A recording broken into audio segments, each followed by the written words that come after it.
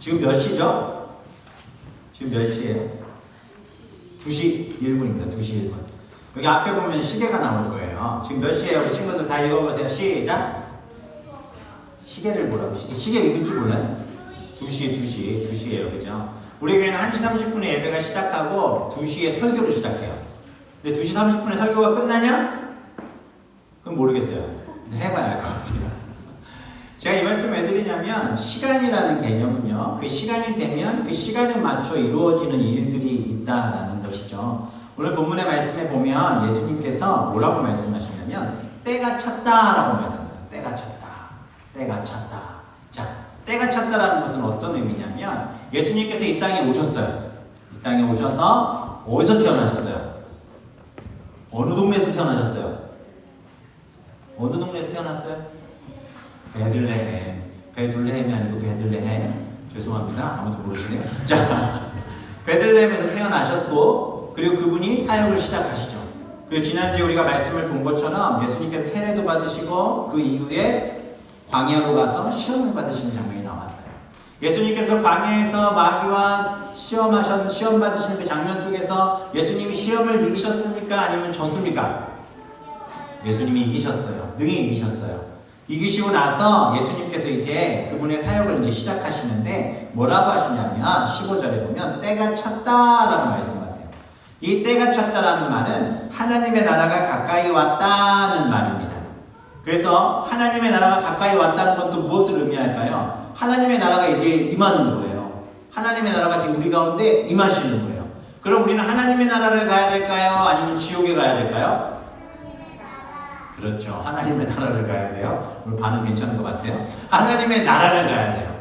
그럼 하나님의 나라를 가기 위해서 우리가 반드시 해야 되는 게 있는데 그게 뭐냐면 자 마지막 줄 읽어볼까요? 회개하고 시작. 회개하고 복음을 믿어야 합니다. 아멘. 하나님 나라에 가려면 회개하고 복음을 믿어야 합니다. 그럼 회개하는 것은 뭘까요? 우리의 죄를 하나님 앞에 다 보호하는 거예요. 누구의 이름으로? 예수 그리스도의 이름으로. 예수님께서 우리의 죄를 사해 주시기 위해 십자가를 지시고 죽으심으로 우리에게 복음을 믿으라 라고 말씀하고 계십니다. 우리는 죄인이고 죽을 수밖에 없는 존재이지만 예수 그리스도로 인하여서 우리는 구원받은 존재들이에요. 믿으십니까? 우리 옆에 있는 분에게 이렇게 선포하십시오. 당신은 구원받은 하나님의 백성입니다. 믿으십니까? 이 복음을 믿으라고 지금 말씀하시는 거예요. 그럼 이제 회개됐어요? 그리고 복음을 믿는 사람들이에요? 그럼 이제 뭘 해야 할까요? 우리가 복음을 전해야 된다는 거죠. 왜? 예수님께서 그것을 명령하셨기 때문에. 예수님은 이 땅에 그 복음으로 인해 많은 사람들이 하나님 나라에 가기를 소망하셨어요. 그래서 예수님은 이 땅에 계시면서 사역을 시작하실 때 혼자 하시지 않으시고 함께 하실 분들을 모으기 시작했어요. 그들을 뭐라고 합니까? 제자라고 말씀하십니다. 오늘 본문에 보면 예수님께서 이제 제자들을 부르세요. 제자들을 부르신다는 거예요. 여기서 제가 잠깐 질문 한번 해볼게요. 지금 우리 여기 계신 성도님들이 어떠한 프로젝트를 가지고 딱 그걸 진행하려고 하는데 사람들이 필요해요. 제자들이 필요해요. 나와 함께 이 일을 감당할 사람들이 필요해요. 그럼 나는 어떤 사람을 뽑을까요? 우리 친구들한테 한번 질문해 볼까요? 목사님 보세요. 그 색칠하는 거는 예배 시간에 하라는 게 아니고 도저히 말씀 듣다가 힘들면 치라는 거야. 벌써부터 치라는 게 아니고 앞에 보세요. 그리고 오늘 주보에 보면은 빈칸 채우기 있어요. 그거 잘해서 제출해 주시면 좋겠습니다. 자 앞에 보세요. 우리 여기 유리랑 유인이랑도 있고 주원이도 있고 또 우리 유연이도 있고 한데 너희들은 어떤 게임을 하거나 경기를 하면은 잘하는 사람하고 하고 싶어? 아니면 못하는 사람하고 하고 싶어? 왜 못하는 사람하고 하고 싶어? 어? 뭐라고 그러는지 하나도 못 알아듣겠네. 자, 우리는 어떤 일을 하려고 하면 좀 더 잘하는 사람 하고 싶어요. 앞에 한번 보세요. 자, 목사님이 두 부류의 존재들을 데리고 왔어요. 과연 나는 어떤 존재들과 내가 하고 싶은 일을 할지 한번 결정하시면 돼요. 자, 보겠습니다. 짠. 내가 지금 무슨 일을 해야 되는데 같이 하고 싶어. 우리 친구들은 누구랑 할 거예요? 그럴 줄 알았어. 당연히 어벤져스랑 하고 싶죠. 왜냐면 쟤네들은 힘도 있고 파워도 있고 능력도 있고 아주 그냥 장난 아니잖아요. 그죠? 그런데 옆에 보면은 좀 머리가 큰 사람들이 쭉 있어요. 저 12명의 사람들이 있는데 저 사람들은 보면 뭔가 잘할 것 같아 보이진 않아. 그렇죠? 그런데 놀라운 것은 예수님께서는 이 땅에 오셔서 어벤져스를 선택하지 않으셨어요. 누구를 선택했냐면 예수님은 당시의 어부들, 세리들, 사람들이 손가락질하고 저 사람들하고는 왜 지내야 되나 라고 생각하던 그런 사람들을 예수님은 제자로 삼으셨다는 거예요. 그럼 왜 예수님은 어벤져스를 선택하지 않으시고 제자들을 선택하시려고 그 어부들과 세리들, 아무도 가까이 가려고 하지 않는 그들에게 다가가셨을까라는 것을 우리는 오늘 말씀을 통해 좀 보려고 해요.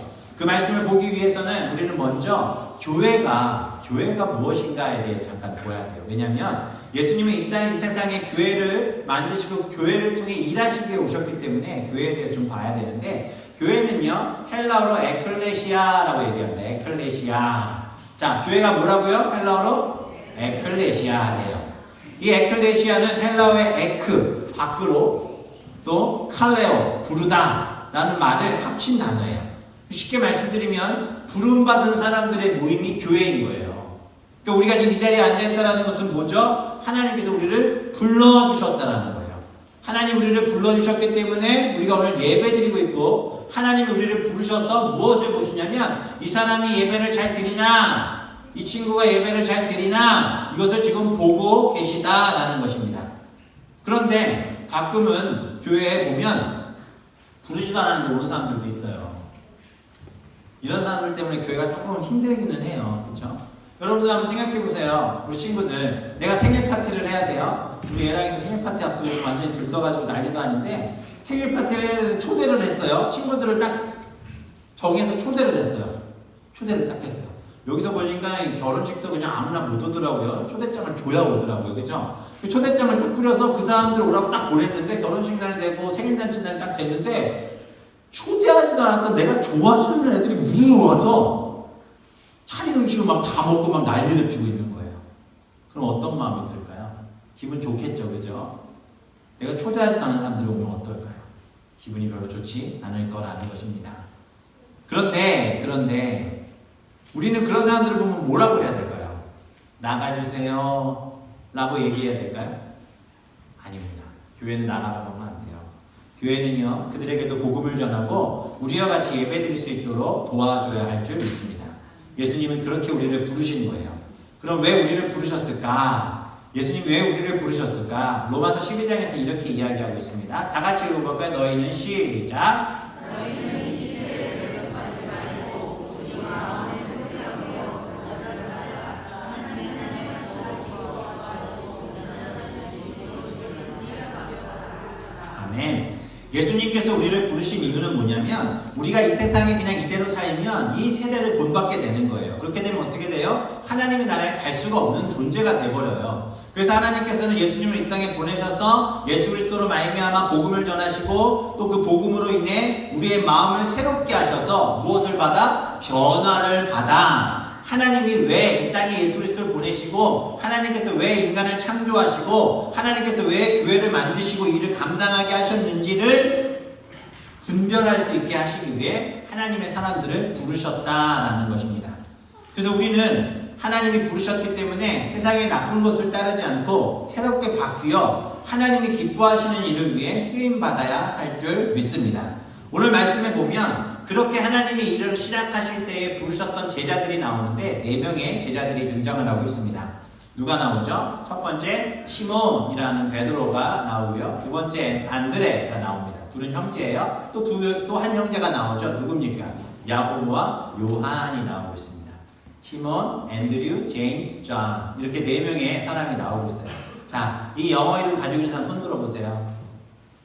한 명 들었어. 또 굉장히 많을 거라고 생각을 했는데 별로 없네요. 이 4명의 사람을 부르셨어요. 딱 외모를 딱 보세요. 어떤 느낌이 들어요? 일 잘하게 생겼죠? 일은 잘하게 생겼네요. 힘도 세고. 근데 뭔가 조금 배움이 없이는 뭔가 못할 것 같은 사람들인 것처럼 보이기도 합니다. 그런데 예수님은 이 사람들을 찾아가셨어요. 그리고 예수님께서 뭐라고 하셨냐면, 다 같이 읽겠습니다. 시작.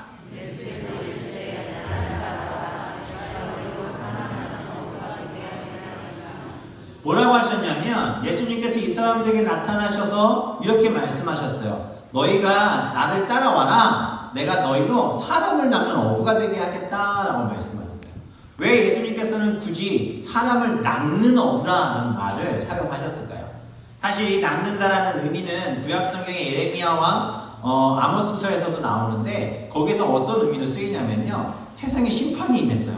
세상에 멸망의 때가 임했어요. 그때 사람들을 구원하기 위해서 사용되는 사람들이 그 사람들이 멸망당할 존재들 중에 구원받아야 될 사람들을 건져낸다라는 의미로 쓸 때 이 낚는다라는 의미를 사용합니다.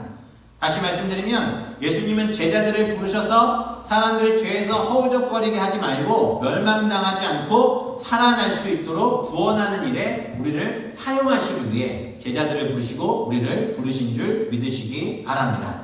우리 그래서 이 땅 가운데 하나님을 알지 못하고 죽어가고 있는 사람들을 향해 손을 내밀고 그들을 예수 그리스도의 복음으로 구원하는 일을 위해 쓰임 받아야 할 줄 믿습니다. 그 일을 꼭 하셔야 돼요. 이거는 제가 그냥 시키는 것도 아니고요. 우리 교회가 부흥하려고 뭐 맨날 전도합시다 이렇게 얘기하고 싶어서 하는 게 아니고요. 예수님께서 우리에게 명령하신 거예요. 전도해서 우리 교회에 오면 좋겠지만 그렇지 않을지라도 가까운 데 교회에 다닐 수 있게 할 수 있는 것, 이것이 우리가 해야 되는 일이라는 것입니다. 요즘에요 이단들이 너무 많잖아요. 신천지나 구원파나 이 나라 왔다니 여호와의 증인 이단으로 생각도 안 하고 뭐 여러 가지 많은 이단들이 있잖아요. 그 이단들이 오히려 교회 다니는 사람들을 멸망으로 끌어당기고 있는데 그 일들이 더 활발히 일어나고 있어요. 이거 어떻게 할 거예요? 우리가 이렇게 멸망당하는 일에 쓰임받아서 되겠습니까? 아니죠. 우리가 주의 말씀을 잘 분별하고 배워서 하나님의 말씀으로 세상 가운데 죽어가는, 세상 가운데 힘겨워하는, 어려워하는 그들은 예수 그리스도의 그 복음의 능력으로 끌어당겨야 할 줄 믿습니다. 물에 빠져서 사람이 죽어가고 있는데 잘 죽어 이러면 되겠어요? 안 되겠어요? 세상 그런 나쁜 사람이 어디 있어요? 물에 빠져 사람이 죽어가고 있는데 보면서 와 저기 사람 죽는다 막 핸드폰으로 찍고 있어요. 이러면 되겠어요? 안 되겠어요? 안 돼요. 예수님이 기뻐하시는 모습이 아니죠. 그런데 우리가 그렇게 살고 있다니까요. 우리가 그렇게 살고 있다는 거예요. 지금 내 옆에 있는 존재들, 내 옆에 있는 형제 자매들, 우리 가족들도 어찌 보면 구원받지 못한 사람이 있을 수 있다라는 겁니다. 나만 천국 가면 돼. 나만 지옥 안 가면 돼. 이게 아니라 우리는 그들을 구원하는 일에 쓰임받아야 할 줄 믿습니다. 그래서 예수님께서는 제자들을 부르셨어요. 그럼 제자들을 부르셔서 예수님께서는 그들의 삶을 바꾸길 원하셨는데 첫 번째 뭐가 바뀌길 원하셨냐면 그들의 관심이 바뀌기를 원하셨어요. 자, 배고프죠? 안 배고프세요? 맛있는 생선을 제가 구워왔는데 보르드가만 먹고 싶지 않습니까? 우리의 관심이 바뀌어야 된다는 것을 예수님 오늘 본문의 말씀을 통해 얘기합니다. 무슨 뜻이냐면 부르심을 받기 전에 가졌던 우리의 삶의 관심을요 예수님이 부르실 때에 그 부르심을 통해 바꿔야 된다는 거예요. 자 보세요. 예수님의 제자들은 전부 다 어부들이었습니다. 그럼 어부들이 물고기를 잡는 이유는 뭐죠? 그 물고기를 잡고 와 잡았네 그러고 놔주려고 잡습니까? 아니에요. 물고기를 잡아서 죽여 자신이 잘 되려는 것이죠. 무슨 뜻인지 아시죠? 고기를 잡아 자기가 취해 자기가 부자가 되기 위해 고기를 낚는 어부였다라는 것입니다. 우리는 어찌 보면 우리는 옆에 있는 사람보다 더 잘나고 싶어 경쟁하는 이 세상 가운데 살고 있습니다. 먹고 사는 것, 부자 되는 것, 좋은 스펙을 쌓는 것에 관심을 두고 누군가는 누르고 내가 이루어져야 된다라고 생각을 하고 있다라는 것이죠. 그러나 예수님을 믿으면 이 물고기에 대한 관심에서 사람에 대한 관심으로 바뀌게 되는 거예요. 다시 말하면 어부는 물고기를 잡아 죽이려 하지만 예수님을 따르는 제자들의 관심이 바뀌면 어떻게 되냐면 죽어가는 사람들을 살리는 일을 위해 쓰임받게 된다는 것을 아셔야 될 줄 믿습니다. 똑같이 먹고 돈을 벌고 또 스펙을 쌓는 일을 하지만 그 이유가 다른 사람을 해하기 위함이 아니라 이 일을 통해 다른 사람을 살리는 일을 위해 내가 조금 더 돈을 벌고 조금 더 스펙을 쌓고 조금 더 나은 위치에서 사람들에게 복음을 전하기 위해 내가 살아가는 모든 것들이 하나님 쓰시는 일을 위해 쓰임받기 위해 그 일을 하는 거예요. 가장 근본적인 목적은 뭐라고요? 바로 사람을 살리는 일이라는 거죠. 우리가 아이들을 키우고 양육하는 이유가 무엇입니까? 그 아이들이 잘 되길 원해서겠죠. 그럼 그 아이들이 잘 되기 위해서 무엇을 하길 원하십니까? 잘 먹고 잘 살길 원하십니까? 물론 그렇게 되면 좋겠죠. 자식들 잘 낳고 잘 먹고 잘 살면 좋겠죠. 그러나 그들이 아무리 잘 먹고 잘 살고 건강하게 산다 한들 예수 그리스도를 모르고 복음을 몰라 천국에 가지 못한다면 그것이 무슨 의미가 있겠냐는 것입니다. 우리의 관심이 바뀌어야 됩니다. 우리의 삶의 이유가 뭡니까? 우리의 삶의 이유는 오직 사람을 살리는 일이 되어야 됩니다. 우리의 말과 우리의 언어와 우리의 행동이 다 사람을 살리는 말이 되어야 돼요. 주변에 계속 불평하고 흠잡고 뭐만 하면은 계속 이렇게 따박따박 그냥 막 따지는 이런 사람들 옆에 있으면 영이 막 죽어요. 너무 힘들어요. 조금은 정리해주면서 같이 갈 수 있게 끌어주는 것이 리더의 역할이에요. 너는 못해. 끝. 너는 이거 아니야. 가. 버리는 게 리더의 역할이 아니라 끌어당기는 것. 같이 가려고 하는 것. 내가 죽고 내가 희생할지라도 사람을 살릴 수 있다면 내가 죽는 것. 이것이 바로 리더의 역할이고 하나님의 제자가 된 우리의 삶의 모습인 줄 믿습니다.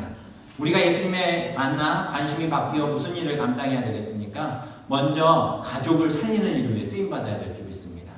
그리고 우리 가정에 살렸다면 이제 어떻게 해야 될까요? 학교에 가서는 친구들을 살리는 일을 위해 우리가 쓰임받아야 할 줄 믿습니다. 직장에서는 어떻게 해요? 직장에 있는 친구들을 믿지 않는 친구들에게 복음 전하는 일을 위해 우리는 쓰임받아야 할 줄 믿습니다. 그리고요, 선교지에 가서는 세상에 복음을 듣지 못해 죽어가는 영혼들을 살릴 방법들을 찾고 그 방법을 위해서는 앞뒤 따지는 게 아니에요. 정말 하나님의 방법이 그것이다 하면 그것을 향해 달려갈 수 있는 믿음의 행보가 우리 가운데 있기를 주님의 이름으로 축원합니다. 목사님의 친구 중에 한 친구는 케냐에서 단기 선교하다가 말라리아로 6개월 만에 죽었어요. 그 6개월 만에 죽은 그 친구가 과연 무엇을 이루었을까라는 고민과 생각들이 있었습니다. 그런데 그 친구의 죽음을 통해 그 땅 가운데 센터가 생기고 교회가 세워지는 일들이 벌어졌어요. 세상 사람들이 볼 때는 저게 무슨 낭비인가 라고 얘기할 수 있었겠지만 하나님이 일하셨다는 거예요. 짐 엘리엇이라는 선교사를 다들 아시죠? 짐 엘리엇은 에콰도르에 있는 그 원주민들을 선교하려고 갔어요. 복음을 전했습니까? 아니요. 비행기에 내려서 잠깐 쉬는데 그 원주민들이 뛰어나서 짐 엘리엇의 가슴에 창을 박아서 다 죽였어요. 아무 말도 못하고. 뉴욕타임즈에서 뭐라고 하냐면 세상에 이런 가치 없는 일과 또 이런 희생과 낭비가 어디 있는가, 메인 타이틀로 뉴스를 걸었어요. 그것을 보고 가족들이 어떻게 하죠? 아니다. 그렇지 않다. 그 엄마들이, 남편 죽은 엄마들이 자기 아이를 두 손에 안고 어디로 갑니다? 원주민 땅으로 가요. 그리고 그곳에서 복음을 전합니다. 그리고 그 원주민들 모두가 예수 그리스도를 믿는 놀라운 역사가 일어나고, 짐 엘리엇의 가슴에 창을 박았던 그 사람은 그 원주민 땅 최초의 목사가 돼서 복음 전하는 일에 쓰임받습니다. 우리가 하는 모든 일들, 하나님이 부르신 가운데 우리의 관심이 바뀌면 그 일을 감당하게 될 줄 믿습니다. 제자들의 관심이 바뀌는 거예요. 그들이 이제는 물고기 잡아 먹기 위해서 사는 것이 아니라 사람을 구하는 일을 위해 그들의 관심이 바뀌었습니다. 그 관심이 바뀌고 나니까 이제 방향이 정해져야 되잖아요. 그럼 내가 무엇을 향해 가야 되는가? 라고 생각할 때 예수님께서 뭐라고 말씀하시냐면 이렇게 말씀하세요. 바로 나를 따라오라 라고 말씀하시는 거예요. 그리고 제자들이 예수를 따라갑니다. 관심이 바뀌었어요. 그리고 이제 무엇을 합니까? 내가 어디로 가야 되는지 그 방향을 바라보는 거죠. 그게 누굽니까? 바로 예수 그리스도인 줄 믿습니다. 예수 그리스도를 따라가는 거예요. 예수님이 가는 길을 그대로 행하는 거예요. 그 길을 따라 쫓아가는 거예요. 그것이 바로 우리의 믿음의 길인 줄 믿습니다. 그런데 보세요. 예수님을 따라가다 보니까 제자들이 생각할 때는 때로는 내가 더 잘 아는데 라는 생각을 할 수 있지도 않겠습니까? 그렇죠? 제가 아무리 목사로 또 교회 리더로 우리 성도들을 가르치지만 배우다가도 그런 생각 들 때 있잖아요. 저런 건 아닌 것 같은데 라는 생각이 들 수도 있어요. 그러나 예수님은 뭐라고 하시냐면 그래도 그 길을 말없이 순종하면 따라오라고 말씀하십니다. 베드로가 고기를 더 잘 잡을까요? 예수님이 고기를 더 잘 잡을까요? 일반적인 모습에 보면 베드로가 훨씬 잘 잡죠. 예수님은 목수였어요. 배를 제대로 타보신 적도 없어요. 그러나 예수님의 말씀에 순종하여 깊은 곳에 가서 그물을 던지니 무슨 일이 벌어지죠? 베드로는 그것에 대해서 절대 고기가 잡히지 않을 거다. 왜? 내가 밤이 새도록 고기를 잡았지만 한 마리를 잡지 못했기 때문에 고기 못 잡을 겁니다 라고 얘기했지만 예수님은 그냥 따라가죠. 예수님 시키니까 쭈삣쭈삣하며 불평하면서 그냥 한번 던져봤어요. 무슨 일이 벌어져요? 어마어마하게 고기가 잡히지 않습니까? 그래서 예수님이 이 말씀을 하시는 거예요. 다 같이 읽어볼까요? 이해 시작.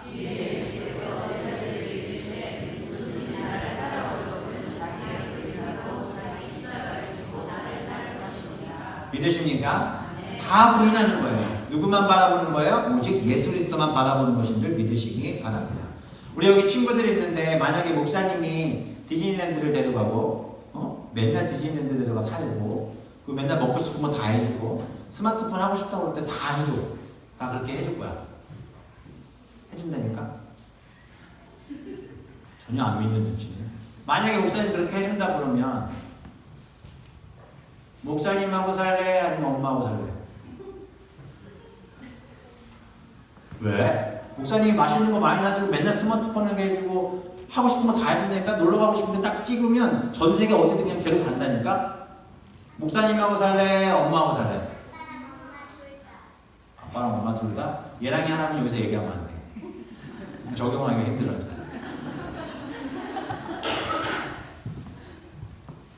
보세요. 아이들 아무리 얘기해도요. 잠깐 혹할 수는 있어도 그 아이들은 무조건 엄마랑 산다고 합니다. 왜 그러죠?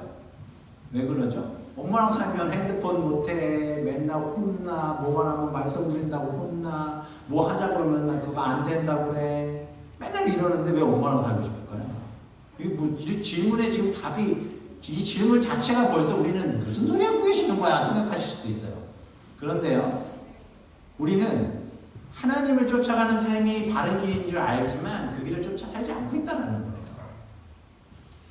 생각해보면요, 우리가 맛있는 거 많이 먹으면 건강할 것 같지만 제일 건강하려면 뭘 먹어야 돼요? 엄마 아빠 밥 먹어야 돼요. 엄마 밥 먹을 때 제일 건강해요. 왜? 우리 엄마는 내게 제일 건강한 게 뭔지는 알고 주시기 때문에. 무슨 말씀인지 아시겠습니까? 우리가 예수 그리스도를 쫓아가는 삶이 좋아 보이지만 그것이 편안해 보이지만 결국 그 삶 따라가면 망하는 거예요. 그러나 예수님을 쫓아가면 우리는 가장 행복하게 살 줄 믿습니다. 그래서 우리의 방향은 예수님만 쫓아가야 돼요. 뭘 버리고 내가 가질 수 있는, 내가 할 수 있는 모든 것들을 버리고 쫓아가야 할 줄 믿습니다. 그렇게 쫓아가다 보면 무슨 일이 벌어집니까? 가치가 변하기 시작한다는 거죠. 예수님을 쫓아가라고 예수님이 부르시니까 그들이 해야 될 일들이 무엇인지를 깨달았어요. 깨닫기 시작하니까 첫 번째 그들의 관심이 바뀌었고 방향이 바뀌니까 이제 가치가 바뀌는 거예요. 그래서 그들이 그동안은 가장 가치 있다고 생각했던 무엇을 버립니까? 그물을 버려두고 가는 겁니다. 어부에게 있어서 그물은 생명줄이죠. 그러나 그것을 버려두고 그보다 더 가치 있는 것, 바로 예수님을 쫓아갔다라는 것입니다. 야고보와 요한은 어떻죠? 곧 부르시니 아버지 세베대를 품꾼들과 함께 배에 버려두고 예수를 따라갔다라는 거예요. 아버지 세베대와 함께 일하였던 야고보와 요한은 아버지와 함께 일하면 평생 먹고 사는데 아무 문제 없는 평안과 안위를 줄 수 있는 길이었던 거예요. 굳이 예수님 따라가지 않아도 그냥 아버지 하던 일 잘 물려받아서 그 일만 해도 잘 먹고 잘 살 수 있어요. 그런데 예수님이 부르실 때 그것보다 더 가치 있는 일이 무엇인지를 깨닫고 예수님을 쫓아갔다는 거죠. 여기서 중요한 것은 세베대의 믿음이에요. 아버지 세베대의 믿음. 생각해보세요. 자녀들이 열심히 자기 밑에서 일하다가 어느 날 이렇게 얘기하는 거야. 아빠, 우리 선교 가야 될 것 같아. 나 선교사로 헌신할래. 이렇게 얘기하는 거예요. 한국교회 성도들의 문제점이 뭔지 아세요?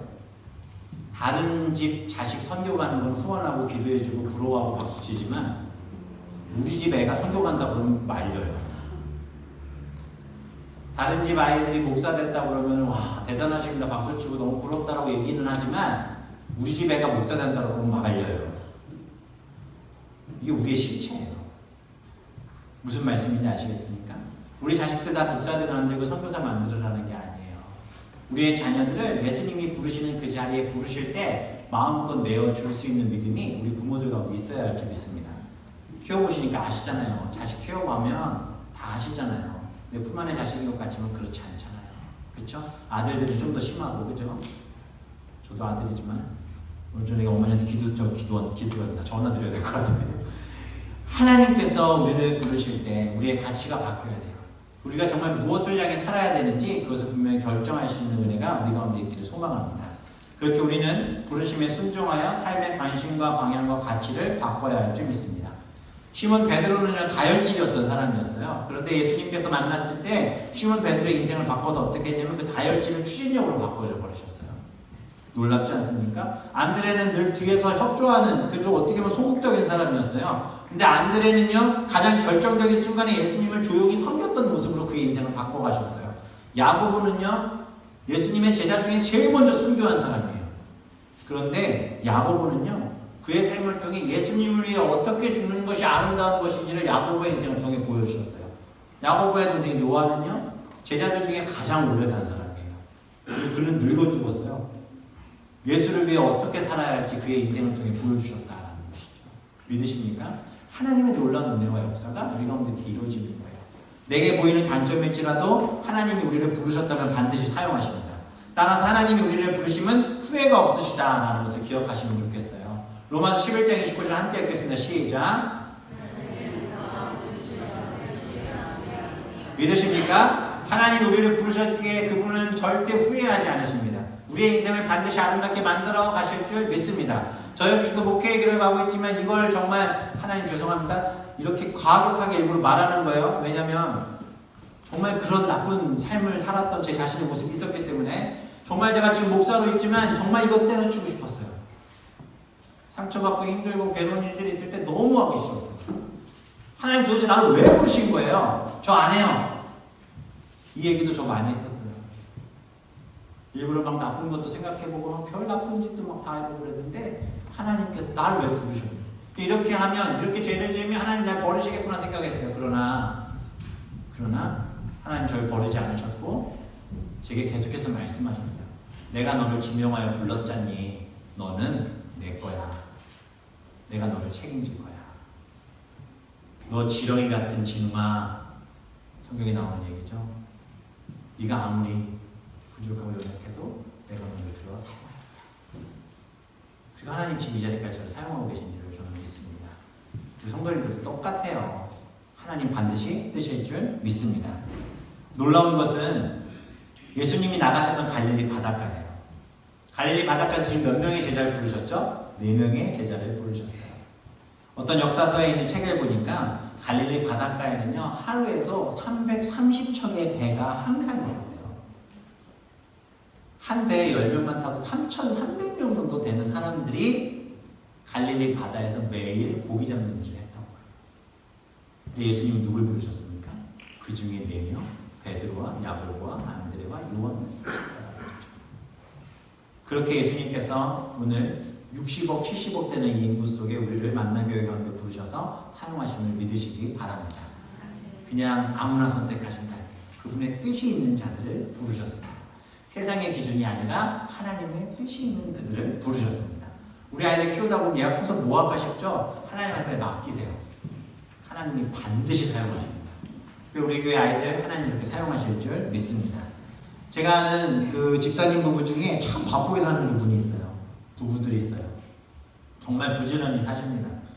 자신들이 할 수만 있다면 좀 손가락질 한데 신경 쓰지 않아요. 한번 마음 먹고 결단하면 그 하나님이 기뻐하시는 일만 바라보며 사시는 부부입니다.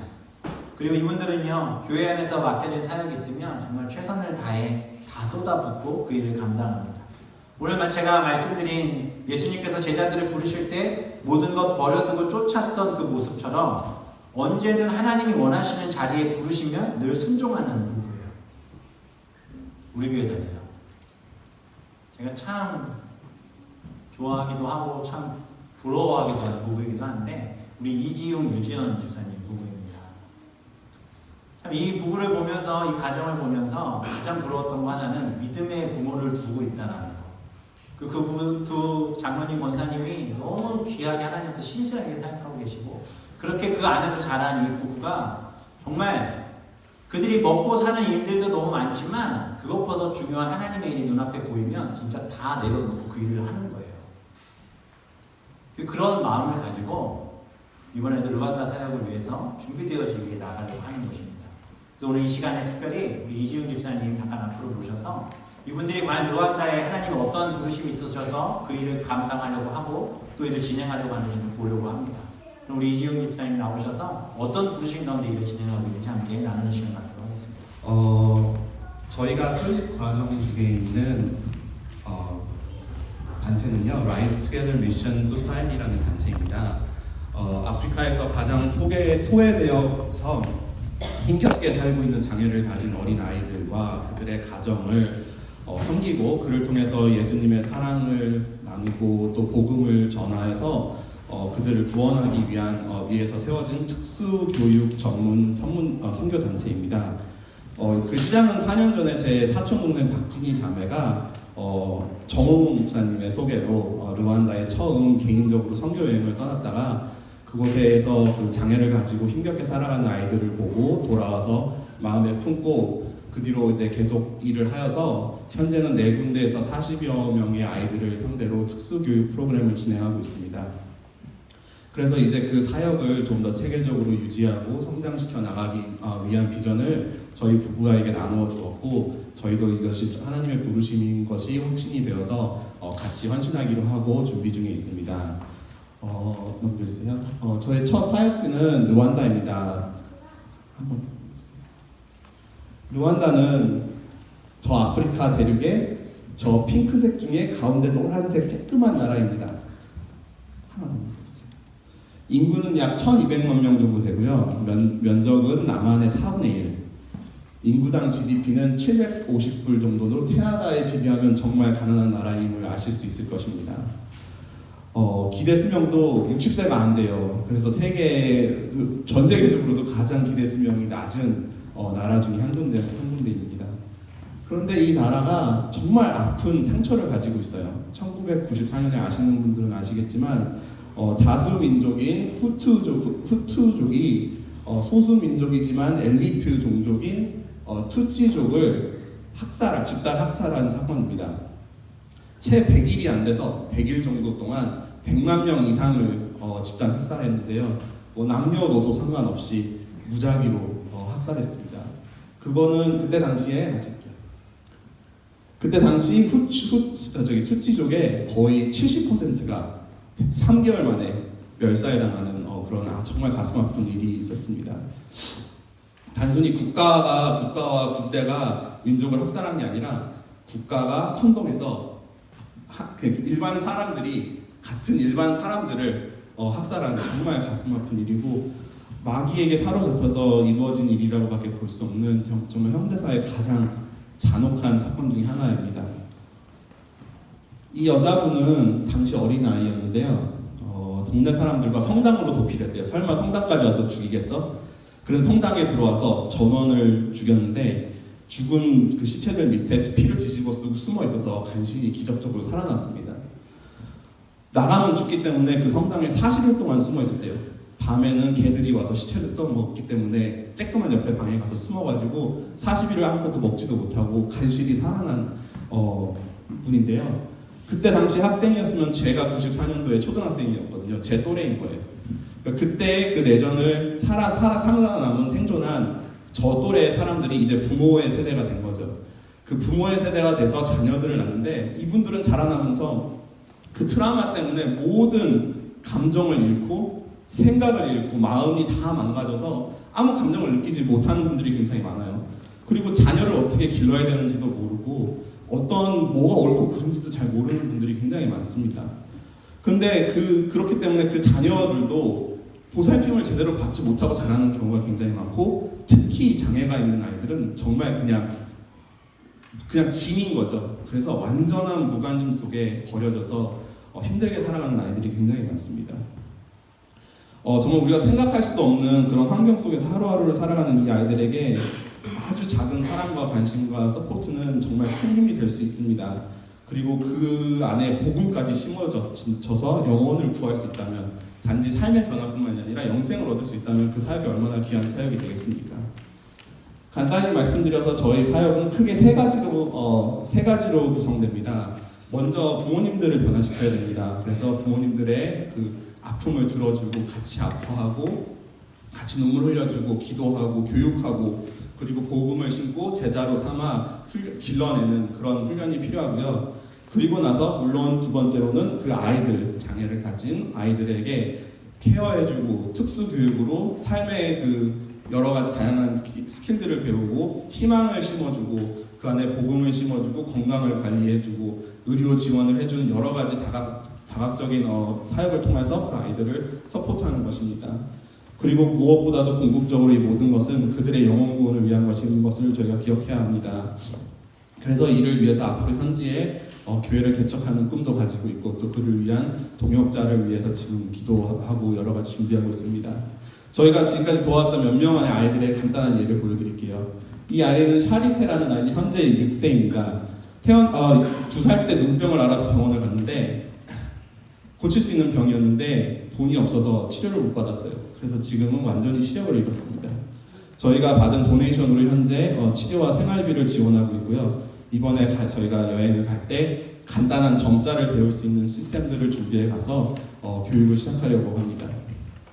두 번째 아이는 이신비라는 아이예요. 또 6살 여자아이인데 태어나자마자 버림을 받았어요. 병원에서. 그래서 태어난 지 버림을 받고 6일 만에 병원 청소하는 아주머니께 발견이 됩니다. 거의 죽어가는 아이를 살려서 이 할머니이신 이 청소부 아주머니께서 지금까지 아이를 사랑으로 길러주고 계세요. 뒤집지도 못하는 어린아이가 6일 동안 그냥 버려져 있는 거죠. 먹지도 못하고. 그래서 뇌에 손상이 와서 뇌성마비로 걷지를 못하게 됩니다. 그래서 지금까지 기어만 다니고 살았던 거예요. 올해 4월에 이쪽에서 뇌성마비 아이들을 위해서 특수 제작된 신발을 보내줬어요. 한 몇백 불 했을 거예요. 그걸 신고 아이가 기적적으로 일어났습니다. 그래서 이제 걷기 시작하였고 저렇게 너무 신나서 걷는 연습을 하루하루 열심히 하고 있습니다. 이 아이는 다음 아이는 파시앙이라는 남자인데요. 부룬디라고 남쪽에 있는 쬐끄만 나라의 국경에 있는 난민 캠프에서 살아요. 집 밖에만 나가면 폭력에 노출되어서 방 안에 갇혀 삽니다. 너무 사람들과 교류가 없기 때문에 자폐 증세를 보이고 선교팀만 보면 무서워하고 그리고 공을 쥐어도 이 공이 무엇을 해야 될지 모르는 저 어린아이가 놀 줄도 모르는 그런 아이가 돼버린 거죠. 하지만 저희가 조금이라도 시간을 투자해서 아이에게 여러 가지를 주었을 때 금세 많이 행동이 향상되는 것을 볼 수 있었습니다. 그래서 저희가 이번에 저 한 아이를 보기 위해서 4시간을 운전을 해서 저 지역의 저 난민 캠프에 갈 계획이 있습니다. 마지막으로 이 아이는 가운데 제일 키 큰 친구인데요. 에릭입니다. 그때 당시 14세였어요. 간질이 있는 아이인데 장애가 있다는 이유만으로 엄마가 그냥 집에 방에 아예 가둬서 길렀다고 합니다. 손이 오므라져서 굳어버려가지고 아무것도 할 수 없는 아이였어요. 그런데 정말 간단한 재활치료를 통해서 이 손을 펼 수 있게 된 거예요. 이 아이가 이제 드디어 가족을 도울 수 있구나, 나도 가서 감자를 캘 수 있구나 라는 너무 그 마음에 승분이 돼서 신나했는데 이 가족은 그것을 악용해서 애를 종같이 부려먹기 시작합니다. 그리고 결국 어느 날 혼자 집에서 죽은 채로 발견됐습니다. 그게 2년 전이에요. 정말 이런 아이들이 있습니다. 이런 아이들을 만나기 위해서 저희가 10월에 저희 온 가족과 박진희 자매가 르완다로 선교여행을 떠납니다. 그리고 그곳에서 다음과 같은 사역을 하려고 합니다. 첫째는 키니니아, 카나치, 퉁가, 야람바, 마하마 레퓨지 캠프 이 5군데를 가서 그곳에 있는 아이들의 현재 상태를 이제 재평가하고요. 또 그들을 위해서 이미 그쪽에 가 있는 프로그램 자료들이 있는데 그것을 새롭게 업데이트하고 교사들과 미팅을 해서 더욱더 향상시킬 수 있는 부분들을 보고 또 그분들의 고충들을 듣고 어떻게 하면 더 잘 서포트할지 미팅을 하고요. 또 영양제 및 다른 여러 가지 물품들을 공급하고 올 것입니다. 그곳에 있는 동안 또 어티즘 워커라고 자폐증에 대한 그 사회 인식도를 높이기 위해서 그 전체 대중들을 초대해서 어떤 이렇게 행사를 가는데요. 그것을 공동 주최하고 그 기간 동안 아동들 대상으로 프로그램을 진행할 것입니다. 또 저 유니버시티 오브 루안다 같은 곳에서 의대생들과 아동교육학과 학생 다른 전문가들을 대상으로 어떻게 하면은 장애가 있는 아이들과 더 효과적으로 소통하고 그들에게 서비스를 제공할 수 있을지에 대한 그런 특수교육 세미나를 진행할 것이고요. 또 2주의 주일에 교회에서 주일학교 프로그램을 진행할 것이고 뉴 라이프 바이블 처치에서 청소년, 대학생, 청년들을 대상으로 2번의 특강을 갖게 되고요. 그리고 라이스 투게더 미션의 현지 셋업을 위해서 여러분들을 만나고 또 답사하고 그럴 계획을 갖고 있습니다. 저희가 이게 세상 일을 하는 게 아니고 하나님의 일을 감당하기 위해서 세워진 단체라서 우리가 이 일을 왜 하는지에 대해서 끊임없이 기억하고 저희 자신에 되게 질문하는 게 되게 중요한 것 같습니다. 첫째는 신구약을 통해서 하나님께서 반복적으로 명령하신 사회적 약자에 대한 구제, 그것은 정말 성경 시작부터 끝까지 계속 나오는 하나님의 명령입니다. 예를 들어서 이사야서 1장 17절에 보면 선행을 배우고 공의를 구하며 학대받는 자를 도와주고 고아를 위하여 신원하며 과부를 위하여 변호하라 하셨느니라. 신약에 보면요, 하나님 아버지 앞에서 정결하고 더러움 없는 경건은 곧 고아와 과부를 그 환난 중에 돌아보고 또 자기를 지켜 세속에 물들지 아니하는 이것이니라. 그때 당시 사회적 배경에 고아와 과부는 재산도 물려받지 못하고 집안에 가장 없이는 시장에 가서 물건도 살 수 없는, 그냥 내버려 두면 그냥 죽을 수밖에 없는 가장 소외된 약한 사회의 계층이었다고 하네요. 지금 이 시대에 가장 작은 나라인 루안다에 저 아이들이 그 아이들이 아닌가 싶습니다. 아무도 관심을 안 갖는 그 아이들에게 정말 그들을 돕는 NGO도 없어요.